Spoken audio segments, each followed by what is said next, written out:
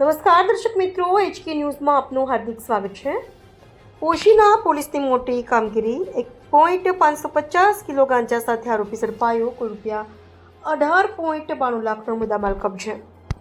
સાબરકાંઠા જિલ્લામાં નશાખોરી વિરુદ્ધ કડક કાર્યવાહી। સે નો ટુ ડ્રગ્સ અભિયાન અંતર્ગત ગુજરાત પોલીસ દ્વારા નશાખોરી સામે સઘન અભિયાન ચલાવવામાં આવી રહ્યું છે। તેના ભાગરૂપે સાબરકાંઠા ડિસ્ટ્રિક્ટના પોશીના પોલીસ સ્ટેશન વિસ્તારમાંથી મોટી માત્રામાં ગાંજો ઝડપી પાડવામાં આવ્યો છે। પોશીના પોલીસ સ્ટેશનના પીઆઈ ડીએન સાધુ અને પીએસઆઈ આર કે ગજ્જર તથા સ્ટાફ દ્વારા હોળી ધૂળેટી તહેવારને ધ્યાનમાં રાખી સતત પેટ્રોલિંગ અને ચેકિંગ હાથ ધરવામાં આવી રહ્યું છે। આ દરમિયાન બાતમી મળી હતી કે રજિસ્ટર્ડ નંબર GJ02BH7066 વાળી સફેદ કલરની હોન્ડા અમેઝ કાર દિલવાડાથી હળાદ તરફ શંકાસ્પદ કેફી પદાર્થ સાથે જતી હોવાનું જાણવા મળ્યું। બાતમીના આધારે દિલવાડા લાંબડિયા રોડ પર વોચ ગોઠવી તપાસ હાથ ધરતા પોલીસે શંકાસ્પદ કારને રોકી તપાસ કરી હતી।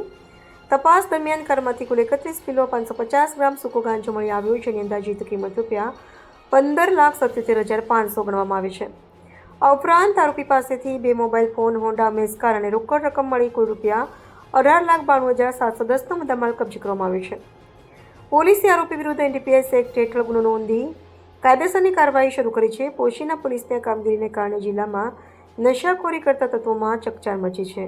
Zakir Memon, HK news, Sabarkantha.